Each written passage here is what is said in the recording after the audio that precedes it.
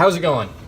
I just got an awesome question from a one of you viewers, and she's right that nobody's really made a video quite about this topic, and I figured what a better way to explain it than to talk about it on video.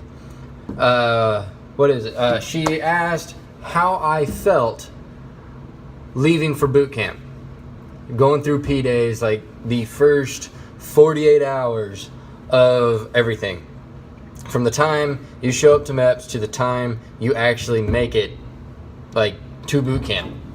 As pretty sure your recruiters and anybody who's ever been in the military told you that when you first get there, you're up for 2 fucking days. Oh my God, you are up for 2 days.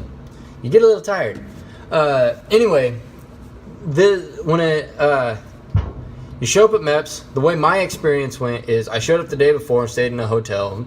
Nice hotel. The money went pretty well. The military really spends it. They want you to feel like you're going to be glorified. Like, this is cool. So they want you to be comfortable. You show up the next day. You have to take a physical again. Not as invasive as when you first went to MEPS. It's kind of just to make sure that all your teeth are still in your head, that nothing new has shown up. You didn't go get a new freaking tattoo while you were in, what do they call it? In the delayed entry program. Like, that's what they're doing. They're just doing a basic overview. You'll get an even further in depth when you get to boot camp. Like, boot camp is worse, even more with how health is. They want you to be healthy, and since they have to process so many students a year, they have to make sure that, because people are coming from all over the world, it's not just in America, all over the world, so they have to make sure everybody stays healthy, because if an unknown, if somebody comes in with something that can spread really fast, they want to catch it before it gets too far. So that happens, which is common. It happens anyway. You can get it in the airport. You can get somebody who comes into the airport sick in an area where most people don't have that sickness, and it spreads like wildfire because their system isn't used to it. So it happens in boot camp too, but because people are coming from around the world. But it's not bad. It only happens maybe the first few weeks you're there. But back on topic, I get there, and we have to leave, and I have to lead my group to the airport and make sure that we all make it to RTC on time. So I'm going through, they gave us a food waiver so we can get food in the airport and that sort of stuff. And so we're going through. For me, I wasn't too nervous because I'm 26, so I've already been through some nerve-wracking things in my life. I was a diesel mechanic working on tractors and trailers on the side of a freeway, and sometimes that gets pretty nerve-wracking. Like, you get cars that are flying by at 80 miles an hour and get a little close sometimes while you're trying to get around this truck to fix it. So there's times that your heart's been racing and everything else. So my first 48 hours isn't like everybody else's. Everybody's experience is different. Some guys, they get the giggles, they laugh because they're nervous. They laugh, they don't know what to do, so they'll laugh, they'll giggle, some people talk, they don't stop talking. So you get that too. There's a lot of people, because the nerves are there. My nerves, I was fairly calm. I was alert. I couldn't sleep for the first week anyway in a new place. I never could. A lot of people are like that. They can't sleep in someplace new, and especially if it's the first time away from home. You're not sleeping, you're on alert. Like, nothing's normal. There's nothing normal about boot camp, and the whole idea of boot camp is to teach you that no matter how much you are stressed, no matter how much is put on your plate per day, anything can be accomplished. That's what they're trying to teach you.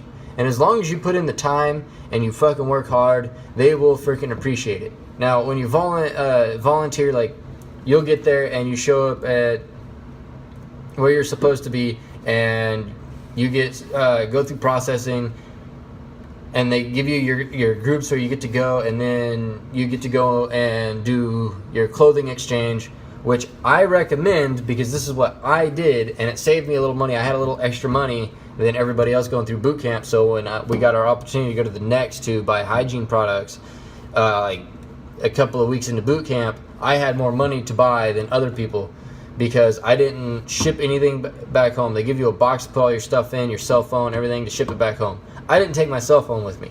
Probably should have taken my cell phone with me, because then I'd have been able to call my mom and she knew who the hell was calling, but I didn't. I used somebody else's cell phone because there's a lot of people going that they have to have their cell phone with them. So if you don't have your cell phone, one of them will let you use their cell phone to call home. So take a pocketbook with you that's got everybody you need to contact's phone number in it, address, and email.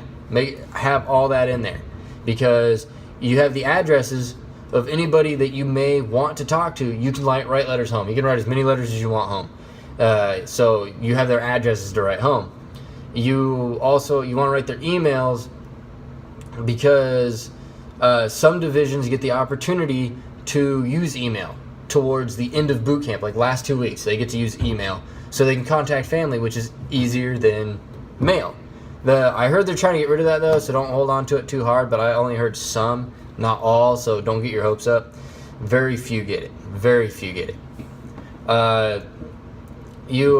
But phone calls, they let you do your first phone call when you get there, and you do another phone call probably about halfway through boot camp, just so your mom gets to hear you and hear you say that you're still alive and that you enjoy boot camp, that it's fun. Because you can't say anything negative or anything like that, so it's always going to be fun. And that's what you want to have that for. But you also want to have all that information for when you get out of A school, because if your family's not going to meet you for graduation, like mine didn't, my family did not show up to my graduation, I had all that information so I can get a hold of them, so I could set things up and I could freaking get my cell phone in my name out of my dad's name. So take that stuff with you. They say don't take a freaking debit card with you, but that's okay if you do. I took mine and they never checked my wallet, so they don't check wallets. So if anything you've got in your wallet, they don't check. Just make sure you keep it locked up at all times. It better be under lock and key, because if you leave it out and they get a hold of it, you're screwed. Don't leave any of that out. Make sure you never have a cell phone. I've seen too many people get sent home and not make it in the Navy because they decided that they had to have their cell phone and try to keep it. If you take your watch, make sure it's like this basic all black watch that only keeps time. It doesn't do anything. If it's digital, they might have an issue with it, so you probably prefer the analog watch, the old one, you know, has the hands on it, for those of you who have never seen a watch other than your cell phone. But they'll accept that better as long as it's not flashy. But if you get into a role where you're like RPOC or MA or any of the other roles that you get to learn, they give you a RTC thing in your hand guide that they give you in delayed entry program that tells you all the ranks in boot camp, so you can look those up. I ended up being the damage control man, so I walked around the compartment making sure everybody who was sick was okay, making sure nothing could catch fire, make sure there was nothing flooding, and I fixed anything that anybody broke. So that's what I did.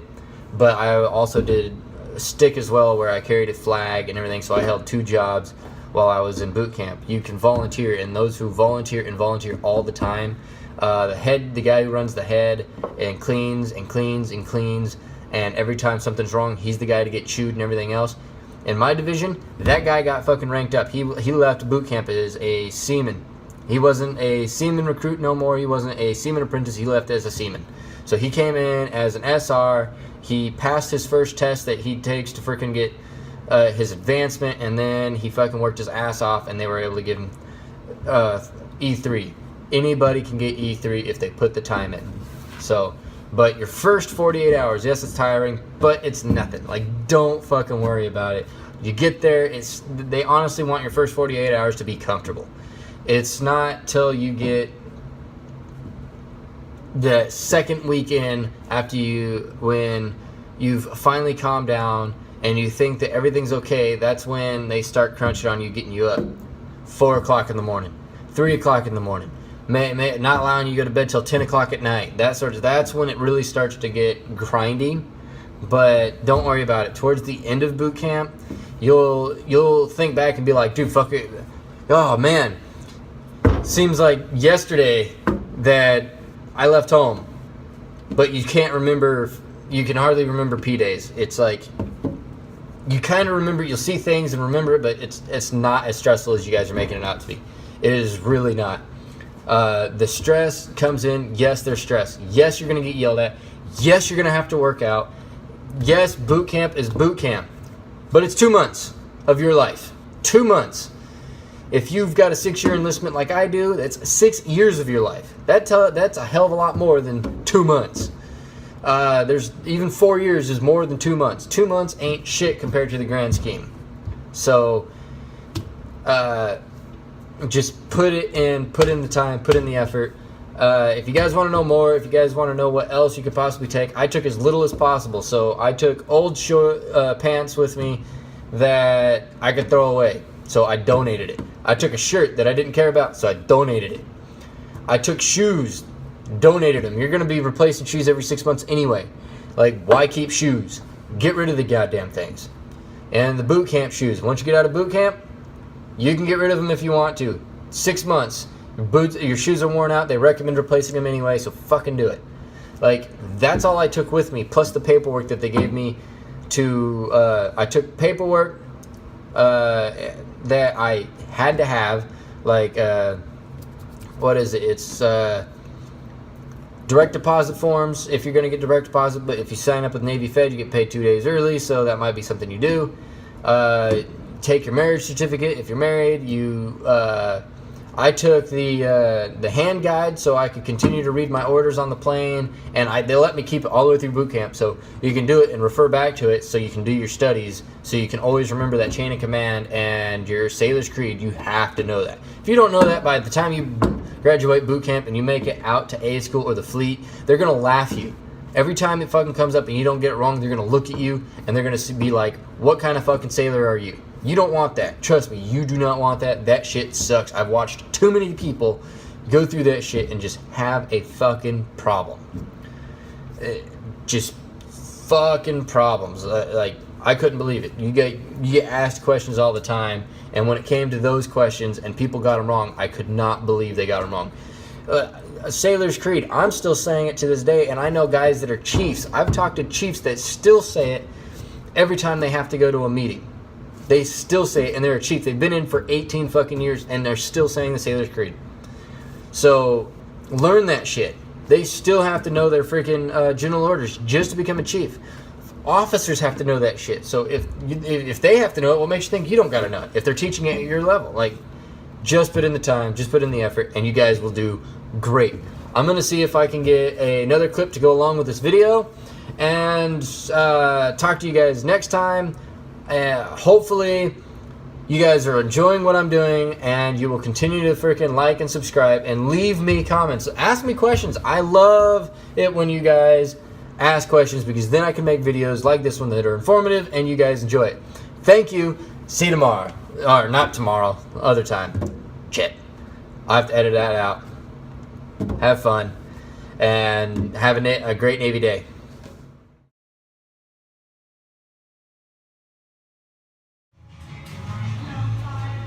Good job.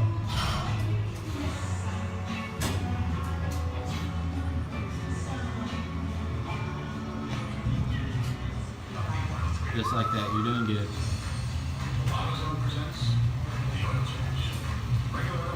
You can pick up the speed on this one if you want to. Alright guys, at the gym, having a good time, getting a good workout in. This is Sultan. Say hi, Sultan. Hi. Yeah, she's a GM, guys. So if you have any questions about how GM A school is going, I will ask her, and she will inform me and tell you guys what you guys need to know. Bye.